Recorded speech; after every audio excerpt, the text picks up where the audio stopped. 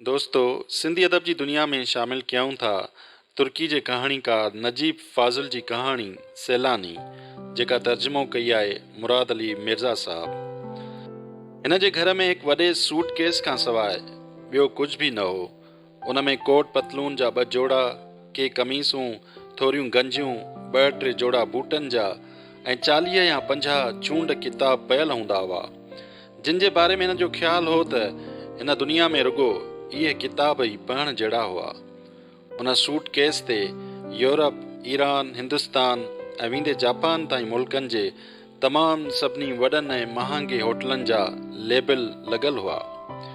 हिकु Swiss bank में हिन जे नाले ते तमामु घणी रक़म बचत में रखियल हुई। हू पंहिंजे खीसे में चेक बुक ऐं इहो हेॾो वॾो सूटकेस पाण सां गॾु खयूं हिकिड़े शहर खां ॿिए शहर घुमंदो रहंदो हो। हिन जो रुगो उहो हिकु मश्ग़लो हो। हिन धरती ते को अहिड़ो शहर हो ई कोन जिते हू 2 भेरा वियो हुजे। जॾहिं केरु हिन खां पुछंदो हो त कंहिं हंधि तूं ॿियों भेरो छो न वएं, त हिन जो जवाबु इहो ई हूंदो हो त को बि माण्हू साॻे पाणीअ में 2 भेरा विञी नथो सघे। इहो जुमिलो बि जेको हिन हिकु यूनानी जज खां सिखियो हो, हाणे खेसि बिल्कुलु मुदे ख़ारिज पए लॻंदो हो। ओपरो लफ़्ज़ पोइ उहो खणी दुनिया जी कहिड़ी बि ॿोलीअ जो हुजे, हिन खे हिकु ख़ासि कशिश महसूसु थींदी हुई। पर माइटनि, दोस्तनि, ॼाण सुञाण वारनि ऐं ॿियनि अहिड़नि ई माण्हुनि खां खेसि अहिड़ो डपु लॻंदो हो जंहिंजी वज़ाहत करणु संदसि वस में ई कीन हो। अणॾिठल शहरनि में रुलण ऐं ओपरनि माण्हुनि सां मेल मुलाक़ात जे ज़रिए हिन कहिड़ी शइ खे हासिलु करण थी घुरियो। हिंदुस्तान में हिन जे हिकु अहिड़ी शख़्स सां मुलाक़ात थी जंहिं जे मथे ते पटको ॿधल हो ऐं अखियुनि में जादू भरियल हो। उन शख़्स पंहिंजूं कारियूं ऐं सणभनि ज़ैतूननि जहिड़ियूं 2 चमकंदड़ अखियूं उन में खुपाए छॾियूं ऐं चयो, छा तूं मुल्क उन करे पियो फिरीं त जीअं उहा जाइ ॻोल्हे लहीं जिते मौत कॾहिं बि न पहुतो आहे। इहे लफ़्ज़ सैलानीअ जे दिलि में पीही विया। उन ई पल में उन पंहिंजो समूरो राज़ ज़ाहिर करे छॾियो। हिन ख़ौफ़ में ॾकंदे पुछो, तोखे भला इहा कीअं ख़बर पई त आउं हिकु बीमार शख़्स आहियां ऐं कंहिं बि वक़्तु मुंहिंजो मौत थी सघे थो। असीं सभई बीमार आहियूं ऐं कंहिं बि वक़्तु मरी सघूं था, पर मुंहिंजी बीमारीअ बाबति तूं छा थो ॼाणी? ॿिया बि उन साॻी बीमारी जा मरीज़ आहिनि, रुगो घटि वधि जो थोरो घणो फ़र्क़ु आहे, पर इंसान वीचारा उन फ़र्क़ु खे पंहिंजी पसंदि मुताबिक़ करे सम्झंदा आहिनि। तूं ज़िंदगी खे भली खणी सालनि, महीननि, हफ़्तनि, ॾींहंनि, कलाकनि, मिंटनि या सेकंडनि में माप, पर हक़ीक़त में इहा उन्हनि मापनि मां फ़क़ति हिकु मापो आहे, यानी हिकु अकेलो सेकंड। सैलानीअ जी हिमत ई हारजी वई। डॉक्टर मूंखे ॿुधायो आहे त आउं कैंसर जो मरीज़ आहियां ऐं फ़क़ति 1 साल वधीक जीअरो रही सघंदुसि। तंहिं करे मूं पंहिंजो समूरो हिसाब किताब साफ़ करे छॾियो आहे ऐं मुल्क पियो फेरियूं ॾियां। इहा का ख़राबु ॻाल्हि त कान्हे। इहो 1 साल खणी 100 भेरा पाण वरजाए, पर उहो कॾहिं बि 2 साल न थी सघंदो। ऐं उन जो तुंहिंजे रूह ते जेको गहरो असरु थिए थो, उन खे को बि 1000 सालनि जी सख़्त कोशिशुनि खां पोइ बि बदिलाए नथो सघे। पर हिकिड़ो तूं आहीं जेको पंहिंजे ई घर में मौत जो आराम सां इंतज़ारु करण जे बदिरां उन खां भॼण जी अजाई कोशिश में लॻो पियो आहीं। पंहिंजा सभई रिश्ता नाता टोड़े छॾिया आहिनि ऐं पंहिंजूं समूरियूं दिलचस्पियूं ख़तमु करे छॾियूं आहिनि त जीअं मौत तोमां के घणो हासिलु न करे सघे। तो इहो कोन महसूसु कयो त अहिड़ी रीति तो पाण उन जी मदद कई आहे त तो वटि जेकी बि आहे उन खां बि हू तोखे महरूम करे छॾे। दुनिया जे रिश्तनि नातनि जी दरियुनि जा जेके ताक़ सैलानीअ बंदि करे छॾिया हुआ, उहे ओचितो खेसि खुलियल ॾिसण में आया ऐं संदसि अंदरि उन्हनि रोशन किरणनि सां भरिजी वियो जेकी पटको ॿधल ऐं जादू भरियल नज़रुनि वारे हिंदुस्तानी शख़्स वटां हिन ताईं पए आया। उन शख़्स वधीक चयुसि, हिंदुस्तान में हिकु कुराड़े शख़्स तारीख़ जेतिरे कुराड़े शख़्स बि बिल्कुलु ईअं पए कयो जीअं तूं पियो करीं। हिन पंहिंजी सारी जमार उन जाइ खे ॻोल्हण लहण में विञाए छॾी जिते मौत कॾहिं बि न आयो हुजे। जल्दी हिनखे ख़बर पई त हर ॻोठ में दाख़िल थियण ऐं वरी उतां ॿाहिरि निकिरण वारी जाइ ते क़ब्रिस्तान आहे। मौत खां को बि हंधि का बि जाइ महफ़ूज़ न हुई। हू शहर शहर ॻोठ ॻोठ ऐं वस्तीअ रुलंदो रहियो।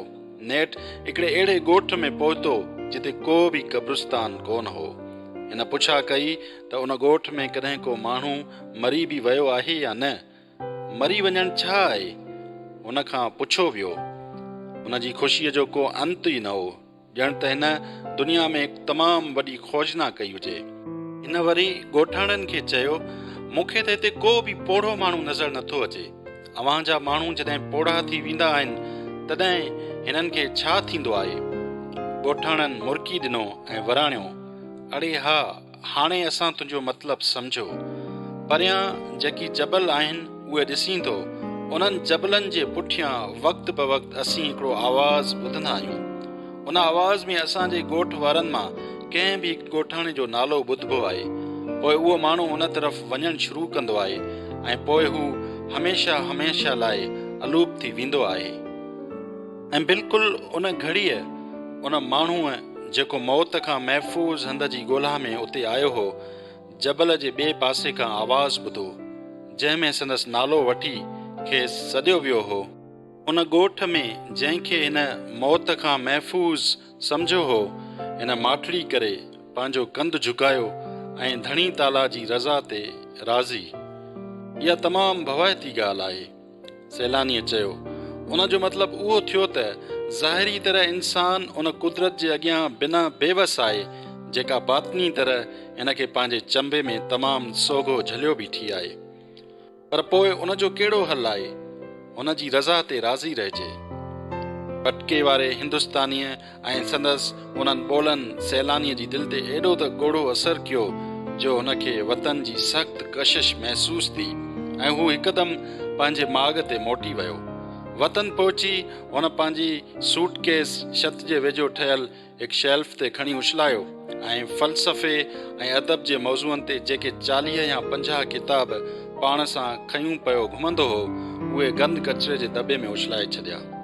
हिन रुगो हिकिड़ो किताब सवाल जवाब जे ज़रिए तालीम हासिल करण जे मौज़ू ते पाण वटि रखियो, जंहिंखे हिन पढ़ण लाइक़ु सम्झो ऐं पंहिंजी कुराड़ी दाईअ समेत, जेका हुन जी ज़िंदगीअ में हिकु अकेली वेझी औरत हुई, पंहिंजे घर में रहण लॻो। सरह जी मुंद हुजे, हिकिड़े ॾींहुं हू पाण खे पंहिंजे कमरे में बंदि करे वेही रहियो। टेपरीअ जो दरीअ जे अॻियां हिन सवाल जवाब जे ज़रिए तालीम हासिल करण वारे किताब मां कफ़न दफ़न जे मौज़ू ते मज़मून पे पढ़ियो। सॼी फिज़ा निरासाई ऐं नाउमीदी सां भरी पई हुई। एतिरे में हेठें तबक़ मां हिन जी दाईअ जो आवाज़ु ॿुधण में आयो, अबा तूं थोरो हेठि ईंदे, शल खेड़ थिए। हिन कॾहिं बि पंहिंजी दाईअ खे एॾे वॾे आवाज़ में के सॾु कंदे कोन ॿुधो हो। दाईअ खे जॾहिं बि के कुझु चवणो हूंदो हो त वटसि अची चवंदी हुई, छा ॻाल्हि आहे? हिन खे ॾाढो अजब लॻो।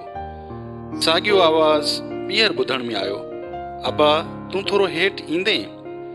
ओचितो हिन खे पटके वारे हिंदुस्तानीअ ऐं उन आवाज़ जो ख़्यालु आयो जेको उन ॻोठ जे जबलनि जे पुठियां ईंदो हो, जिते मौत कॾहिं वियो ई कोन हो।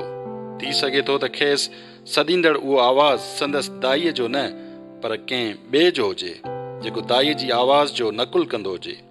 हू टप ॾेई उथियो ऐं दरवाज़ो खोले हिन रड़ कई, नानी तो मूंखे सॾियो पए छा? हिन जी दाईअ जी थकल ऐं कमज़ोर आवाज़ वराणियो, न मुंहिंजा बच्चा, मूं त कॾहिं कोन सॾियो। हू वापसि हलियो वियो ऐं हैरत ऐं अचरज में खुलियल दरीअ जे भरिसां कुर्सीअ ते किरी पियो। हेठां हिकु भेरो वरी दाईअ जो आवाज़ु ॿुधण में आयो, अबा तूं थोरो हेठि ईंदे। हिन उथण में ॾाढी कोशिशि कई, धोकींदो पासे वारे कमरे में वियो ऐं ॾाकणु लहण लॻो। हवा में जीअं ई दरीअ जे परदे फड़कणु शुरू कयो त ॾाकण वटां हिकु रड़ ॿुधण में आई, मूंखे केरु पियो सॾे? उन खां पोइ हिकु भवाइतो फहको थियो। उहो फहको इंसानी जिस्म जो हो जेको ॾाकण तां हेठि किरंदो पए वियो, ऐं उहो शख़्स जेको कैंसर जे ख़ौफ़ में वकोड़ियल हो, दिलि जे हिकिड़े ई हमले में हिन दुनिया मां लाॾाणो करे वियो।